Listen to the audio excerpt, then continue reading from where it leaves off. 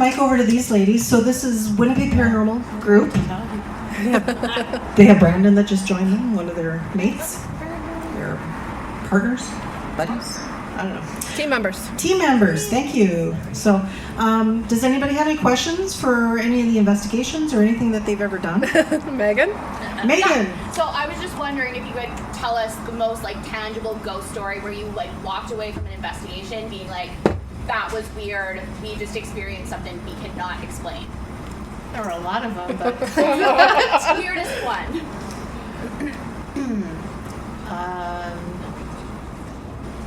you know where I'm going with this. I know. Okay. That's why I turned the mic to you. It's the house that she used to live in.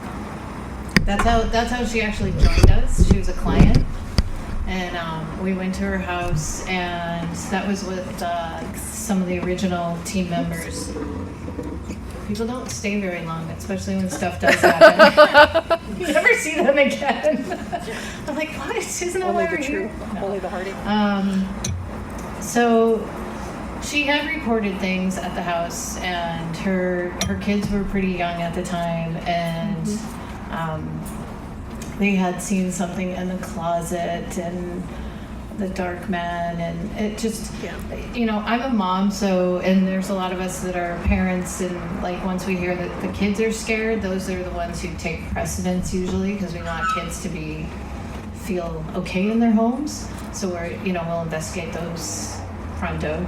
So we were investigating, and a lot of our equipment had gone down. We had barely any equipment back then. That was right in the beginning of investigating, and we had a lot of stuff that was crappy.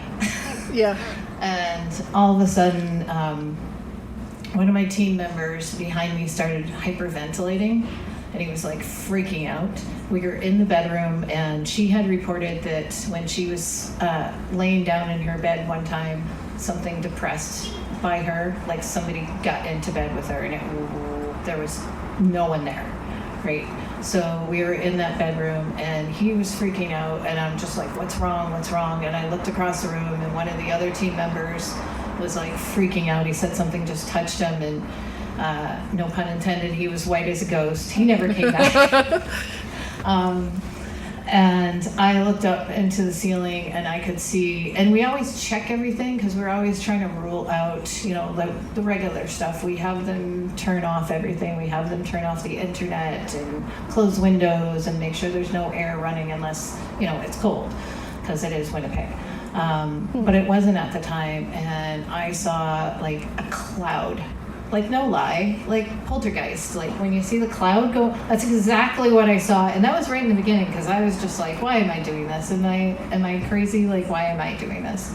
And that's when I saw that cloud just go up into the ceiling. And I was like, what the fuck?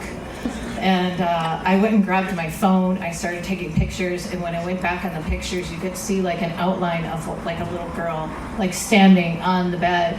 And then one of our team members at the time was I didn't want to say anything, I didn't want to influence you guys, but another friend of mine lived there before her, and he used to say that he would see a little girl in the basement.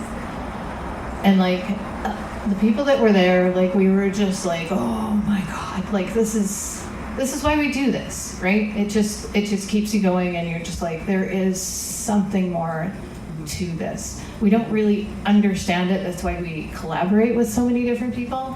But it's, it blew my mind, and that's what really got me hooked on this. And then now we run it together. Yeah. That's awesome. Tell them about the bloody handprint. Oh. Sorry.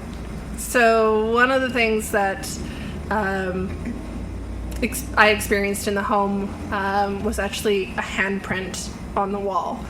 So my son was about 3 years old at that point. So the handprint was higher up on the wall than what he could reach. It was smaller than my husband's hand, but bigger than mine. So we have no idea where that came from. My son was in bed. We were in the basement. We came up, and there's just this handprint, right beside our kitchen table. So there's, yeah, I had lots of things happen in that house. Like your stereo would go off. Yeah. There was Shadows it was down just the a hallway. Weird house, and like you walk down the hallway. Oh, that hallway was creepy. It was It like was- this it was long like a fun hallway. house when you walk down the hallway, and people were scared to like walk down the hallway. I had several people tell me they thought it was a portal. Yeah. So Ashley, what part of the city was that in? Elmwood. Okay, because I grew up in Norwood, and our house was haunted and used to do all kinds of things. Yeah. It was pretty cool. Yeah, it Ooh, seems like tell there's us more. lots of Definitely. places all around Winnipeg. Like it doesn't seem to be specific to one area or the other. So, Yeah. Any other questions? Any other? any other questions for us? Megan, do you have I another have one? 2 more. Okay. Okay. So, like, number one, like, what do you guys do when you come across a house that, like, you are like, yes, there's something going on here. What do you do to kind of aid the situation, number one? And number two, what advice would you give to anyone who is experiencing that? So, when we do come across it's homes cute. that are showing activity in that, we always leave it up to the client.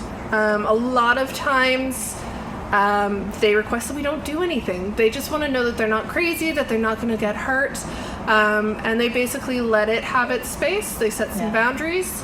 And that's what we always encourage too, is set your boundaries. Make sure that they know that this is your home. You know, here's the rules. Like when I had my home, it was, you don't bother my kids, right? You leave my kids alone and you're welcome to stay. So that's really important, is just let them know that they're welcome in your home, but here's the rules. Yeah, we try to respect what our clients want. We don't influence people because, you know, everybody has their own belief systems and like she said, like, and that surprised me when I first started doing this, that most people are just like, oh no, that's fine. I just want to know I'm not crazy and I want to respect if it was somebody else's home here. And sometimes it's just residual, so it's just like a kind of a movie loop. playing It's like a over loop. and over, and Yeah. they just get used to it. I think there was a question at the back.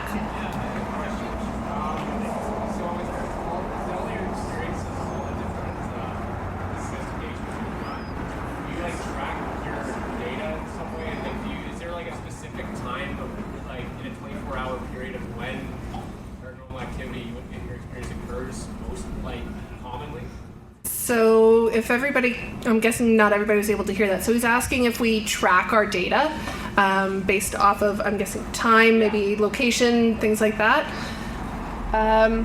No, we haven't Not really really. tracked it that much. I think a lot of people want to know, like, why do you investigate at night, and does it not happen during the day? And it's really not a specific time when a lot of things happen, unless it is residual. Then you have like the 3 a.m. that happens over and over, right? Yeah. But a lot of times people investigate at night because that's when people that's when it's quiet.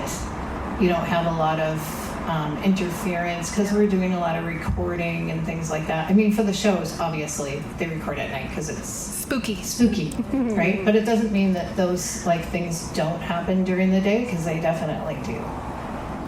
Absolutely. Does that answer your question? Okay. Okay. Any other question? Oh. Yes. Do you invite people along with you guys to go and do investigations? Because I would love to do that. So 'Cause I can feel them. we spirit. don't invite people along on our private investigations. So if it is a client, we do have our team that we bring along, and that's for confidentiality. And we also need to be able to vouch for the people that are coming with us. We need to know what they stand for, how they're going to act on an investigation. So for us, it's really important not to bring in the public to those. However, we do offer public investigations where you can come out with us.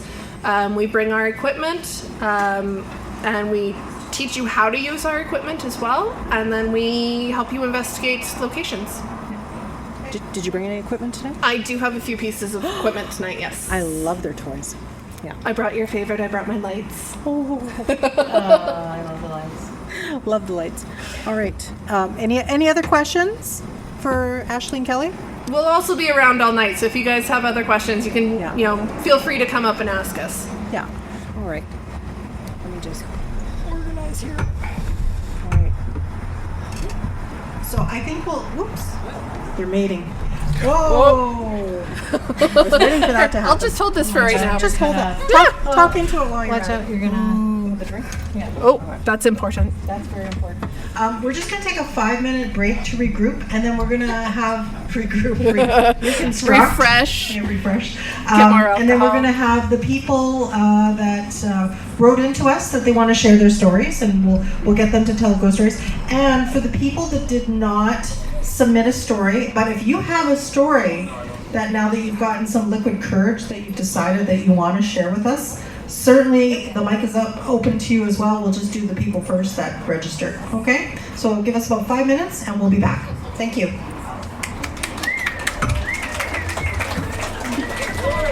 Oh no. Oh no. There's Oh my cords God. all over.